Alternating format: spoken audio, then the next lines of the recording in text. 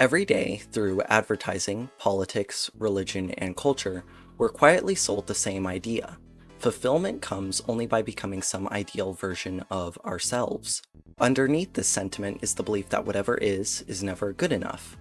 I'm not saying that progress is a negative thing, only that what fuels that progress, the underlying power that propels it forward, is not as benign as one might think. On the surface, the rise in mental health awareness is a good thing. However, I think even this movement has been co-opted by corporations looking to profit from the fragmentation of culture and the genuine desire of people looking for direction and stability. I see this happening all around us. The promise of freedom, of status, safety, health, wholeness, and meaning. The dogma preached alongside these values promises that at some vague point in the future, you too can be happy if you put in the work and, of course, pay the price, cash in hand. Therapy is a great example. Like a Spotify subscription, you never actually own the music. You're just paying for access, not ownership. This is the difference between embodiment and identification.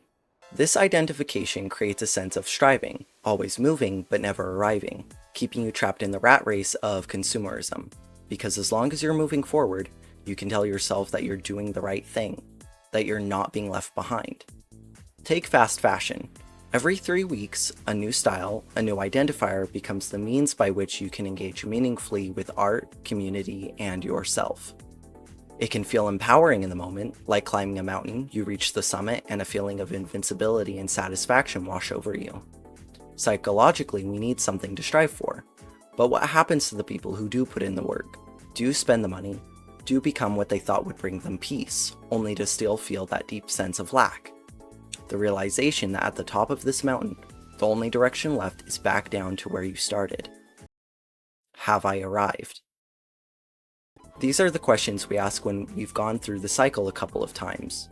At first, the novelty of the experience propels us forwards, and the movement gives us a sense of satisfaction. But eventually, the snake does bite its tail.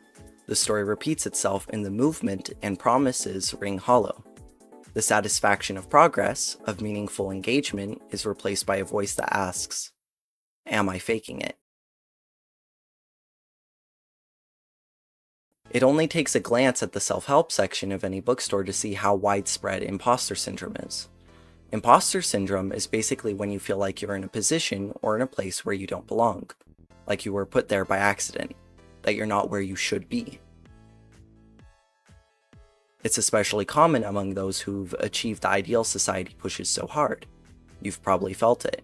It's in the atmosphere, a constant pressure pushing everything forward, like time is running out. Social media tells you you're behind, that if you're not keeping up with the new look, the new vibe, the new language, you're less than what you could be. So why is it like this? Why is it that no matter how much we dedicate ourselves to consuming the very things that supposedly represent our values, we never feel like we've arrived? It's because a symbol can only ever point to the thing. It can't be the thing. What we're seeing is the commodification of meaning. Due to a glitch in our perception of reality, meaning is experienced separately from the material, allowing us to experience value as distinct from appearance, giving us the ability to engage with the world on a level that no other species can. We live in an abstracted world, and it's only gotten worse as a natural side effect of living in the digital age, where the representation of something often carries more weight than what it actually is. The glitch in our perception is natural.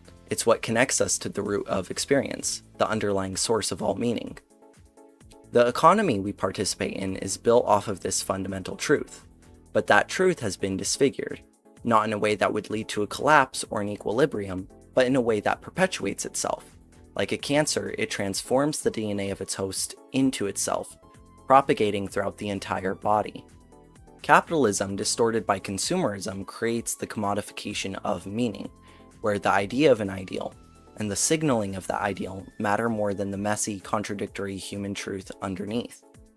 The meaning we assign to appearance will always be larger than the appearance itself, and the price we pay will be proportionate to that illusion. The labels we give ourselves, the signs we wear to feel seen, only matter if they say something true about who we are. Symbols of truth, beauty, strength, identity, They mean nothing unless they connect back to something real about you. A new Ford F-250, Gucci purse, a religion, or political leaning won't ever fulfill you in the way you think they will. These things are merely symbolic identifications, not embodiment. Consumerism feeds on this illusion every day, that buying, performing, or aestheticizing yourself will give you meaning. It won't. You can't buy soul. You've been lied to. We've been lied to for the sake of profit. We've been told that the appearance matters more than the raw, vulnerable, sacred work of becoming someone who lives their values, not just strives for, wears, or buys them. Masculine, feminine, atheist, Christian, patriot, rebel. These are containers, archetypes. They're not your essence. Your essence is consciousness perceiving itself moving through time. What directs that movement can either be truth or deception. That movement has been manipulated, bent by materialistic dogma and collective pressures. We are led into the false safety of identifying with values and symbols already pre-approved by the group mind. A path to walk with no true destination. Our values stop being a lived sovereign truth. It becomes a hollow promise, a facsimile of depth that exists only in the power imbalance between you and a system that profits from your confusion. The more you become the symbol, the identification with seen objects, the more you disappear. You become what others see, but not what you are. This is the hamster wheel, the snake biting its tail, the cycle of burnout. Buy in, feel empty, repeat. Chasing novelty and dopamine hits, never reaching wholeness. Whether it's the latest iPhone, a gaming console, or the next trend on Shein, the goal was never to make you complete. It was to distract you. It was to take your power from you. But here's the thing. The symbol isn't evil, it's a language. It's the language of meaning, of spirit, the invisible geist that moves through history, shaping and molding the current and future culture we will live in and leave behind. The trick is to wield it without becoming it, to live within it but separate from it. When you recognize that you are not the symbols others see, or even the ones you identify with, you open up the space to truly embody the values that you feel called to. The more you recognize this, the more you can see when companies are subtly making joy, freedom, wholeness, health, exclusive. Essentially, they're saying, if you want these things, you have to buy it from us. The kingdom of God is within, and when you start there, you stop consuming the propaganda, the noise, the pre-packaged, pre-approved values and ideals that are being sold to you. You choose what your symbols mean, rather than being ruled by what they're supposed to mean. You start creating and stop consuming. Humans are multi-dimensional creatures, and what I mean by that is, you are more than the face you wear, the costume you put on, or the language you use to navigate the world. You're not just a vibe, you're not just an identity, you're the sum of a lifetime. Your experiences, your hopes, your contradictions, your dreams, your wounds, your ideals, even your fears. All of it makes you who you are.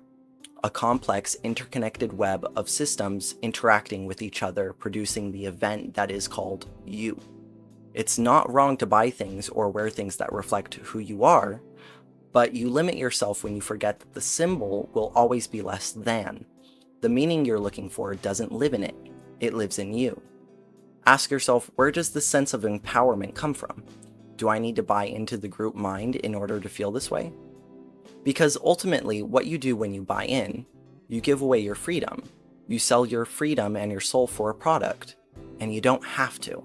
You have the power to grow, to change, and to create the meaning of your life. You're not broken, you're just trying to become real in a world that keeps offering you masks and telling you those are the real thing. I've been told this so many times, I can't remember where I first heard it. Just fake it till you make it. And yes, playing dress up is fine, it's even necessary. We live in a world where everyone wears masks. You can't truly be yourself in a corporate job. You can't always be safe to express your truth around people who don't understand you. So I get it. I've wrestled with this myself, and as much as it has helped me, fake it till you make it, has also hurt me. It led me to believe that there was a making it. I know many others have felt the same way, that there is a point where you've arrived. At this point in my life, I can finally say I will never make it. I don't believe in that ideal anymore.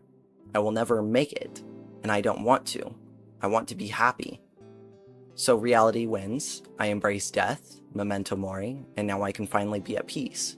free from attachment to the product of my existence being sold back to me, peace with myself, my past, my future, and the chaotic dance of life that swirls around me. I am the eye of the hurricane. I am become death. That feeling that you're faking it, or that you're incomplete or broken, that's a misreading of what's actually happening. At some level, we all fear being less than what we could be, a falling short of what we were meant to become. But I promise you this, your potential, the part of you that is becoming, is not found externally. It's found in the time it takes to grow into who you are.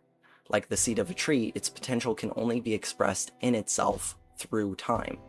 Thoughts are created structures built upon the foundation of meaning, and the meaning of a symbol is found in the being who created it. The fact that you can recognize symbols as meaningful says something powerful about your soul, much more than it does about a product. It means you already know how to find meaning. You just need to stop giving that power away, because that meaning is sacred. Don't let anyone take that from you. Hi, I'm Snake with Legs. If this story captured your attention and you want to go deeper, I've written a book called What is Magick, available now on my website. It's for those who are ready to step outside the symbols and find the real thing. Thanks for watching, and I'll catch you in the next one. Bye!